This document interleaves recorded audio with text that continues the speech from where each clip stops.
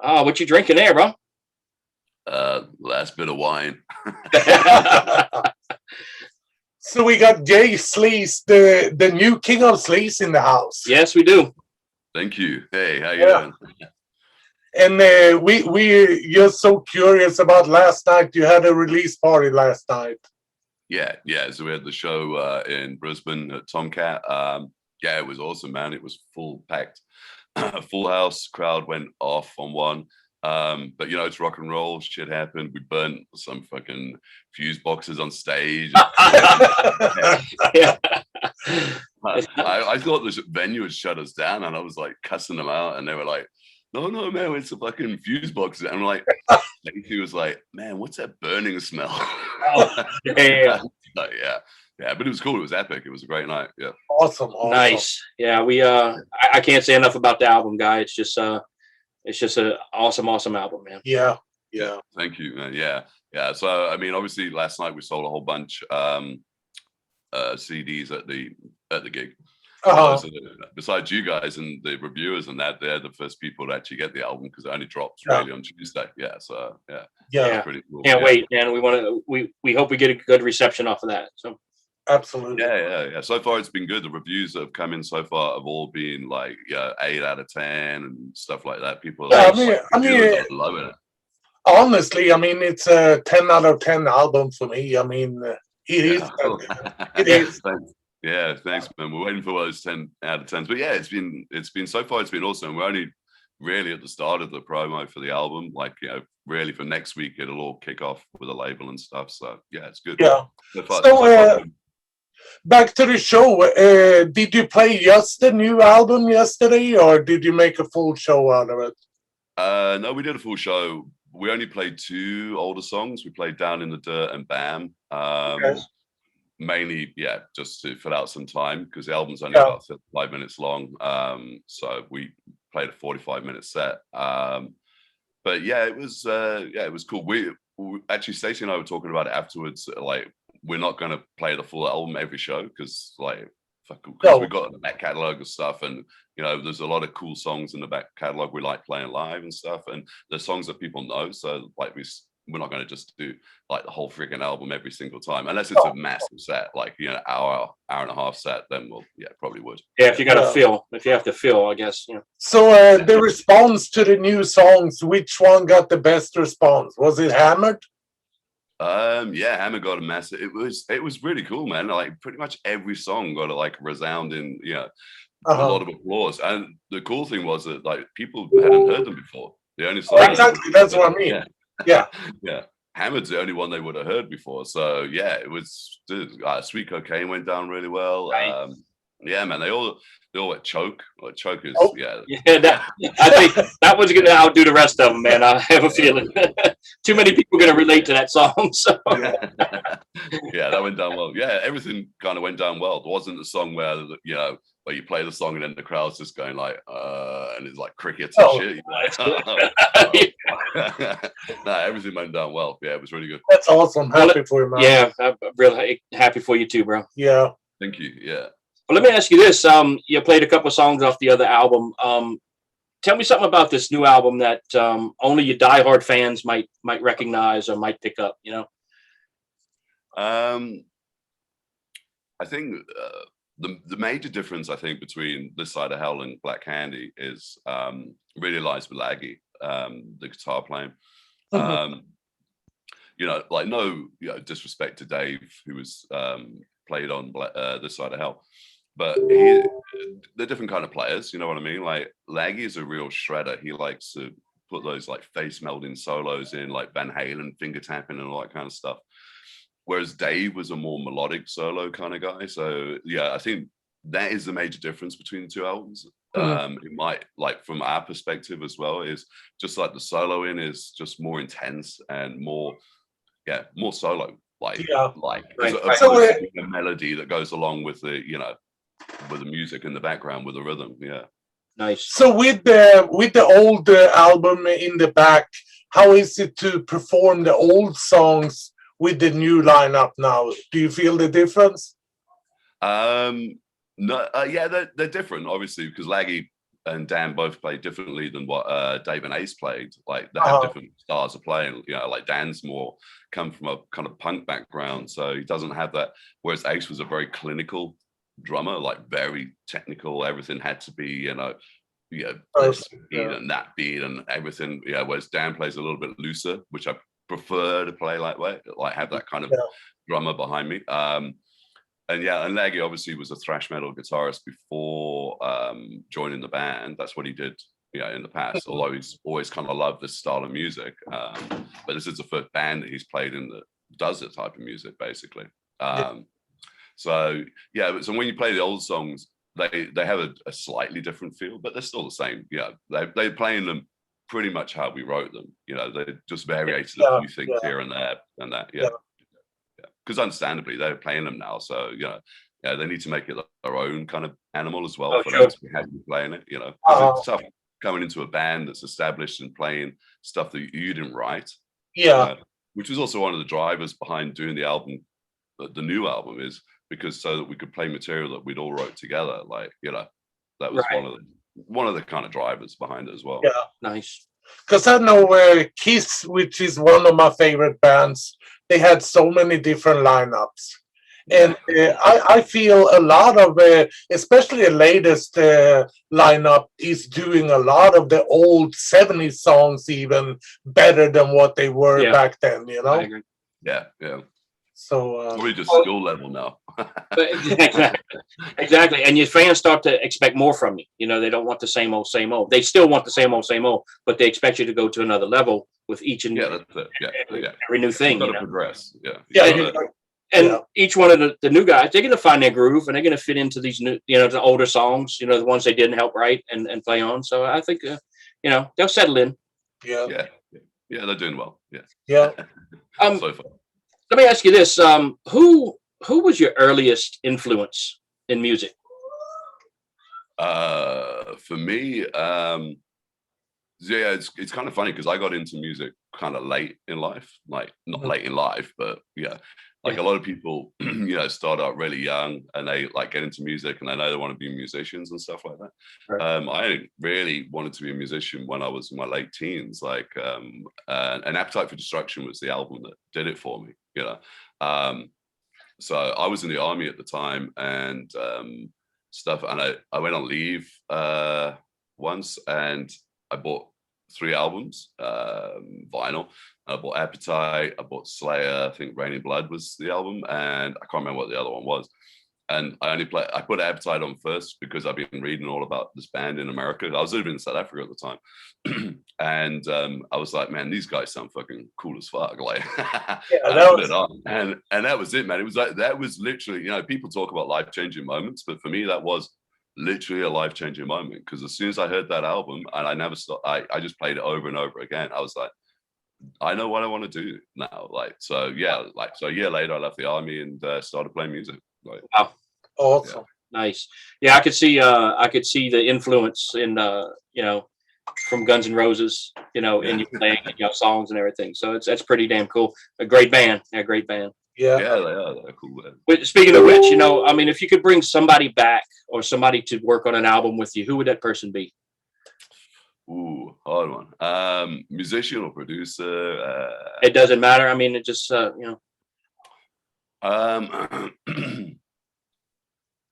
It's hard. It's funny because when you're a singer, like most of your like idols or people you've looked up to in the past or influenced you are all singers. So you're never going to work. As a singer, you wouldn't work with. No, like, what I mean? Like, with Axl Rose. It's like, what are we gonna? Who's gonna sing? Like, fucking, fuck off, Mick Jagger, play guitar. You back up. Yeah. So for me, as a producer, Sean Bevan from 9 Inch Nails, who produced the first Beautiful Creatures album, because I love that album so much. I love the sound of it. I love like everything he did on it. That's a guy I'd really love to work with to produce an album. And funny enough, I think Bernie, who did Black Candy, got pretty close to that same kind of feel in the mix. Musician wise, I don't know, like Izzy Stradlin. Yeah, nice. Slash, yeah, Slash as well. But I'm more like, I think that Izzy Stradlin doesn't get the credit he deserves. You're right. You're right. Absolutely. Yeah. I think he was the driving, like a lot of his stuff was the stuff that he kind of wrote and brought to the party with Guns N' Roses is probably their best stuff. Like, yeah, and he just added that extra layer into them, which they didn't have with Slash, because Slash was, he's more of a metal guitarist. Like when you listen to him, when you strip away everything, he's in that kind of zone, where Stradlin was like blues and old 70s rock, and so Izzy would be a guy I'd like to work with. Yeah, definitely. Nice. Yeah. So good choice. If you get to pick the best lead singer of all time, what would it be? Ooh. Jay R Sleeze, come on. What the hell? Fuck what I'm not kidding that. I'm not kidding anyone there, man. Best singer, my two favorite singers are Axl Rose and Joe LaStef from Bang Tango. Like, So that's another thing, like kind of with me. I don't like technically perfect singers. I just don't dig it. Like, I like gritty kind of singers, obviously, because I do that gritty style as well. So Joe LaStef is definitely one of my favorite singers. I just love everything he does. Like, because I could listen to his voice all day long. Like, and Axl, of course, because the guy is multi-talented, like, man. Yeah, his range, everybody talks about Freddie Mercury's range, but I think, you comparing Axl Rose and Freddie Mercury as far as their ranges go, I think Axl Rose's range is a lot better than Freddie Mercury's. I love Freddie Mercury, don't get me wrong. Yeah. But Axl Rose's range was it's phenomenal. Yeah, I was talking about this with somebody actually the other day, and they were like, Axl's got a 5-octave range. Yeah. And one of the only other singers around that has that is like Mariah Carey. yeah, right. Yeah. So, well, bizarre. She got better tits than Axl anyway, so it's just only just. But I mean, like Axl did when he took on the role as the lead singer for AC/DC. The only way for that to work, he had just got reunited with Slash. He actually opened up with AC/DC for Guns N' Roses. I mean, you're talking about what, 4-hour show for him? Yeah. I mean, who do that? It's hard work, man. I'm tired after 45 minutes. Like, I hear that. Yeah, he's a legend. Yeah, man. The guy works hard, and like one thing I always admired about Axl was the fact that he just did what he wanted to do. He didn't bow down to anyone else's pressure. He didn't, you know what I mean? He didn't do press for years because he was just like, I'm not going to do interviews because you're all a bunch of a-holes. You know what I mean? Like, and I always admired that about him. I'm a little like, lately he's become a little bit political, which a lot of musicians seem to become. Yeah. And like, dude, shut your mouth. Like, nobody cares. It's like, you're a musician. You're not. Sell your tickets and sing your songs. That's it. Exactly. Well, back to last night. The other guys, I mean, obviously fared well. Y'all did y'all hang out after, or after parties and kind of stuff? Yeah, we get on. Can't you tell?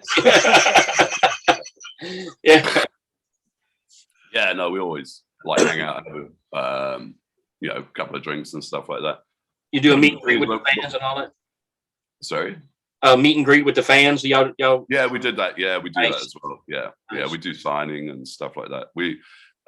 For me, it's important after the show to hang around. Like, a lot of bands just get off stage and then they get their crap and they go. That's it. Like, we always like to hang out afterwards. Like, we're generally the less people in the bar.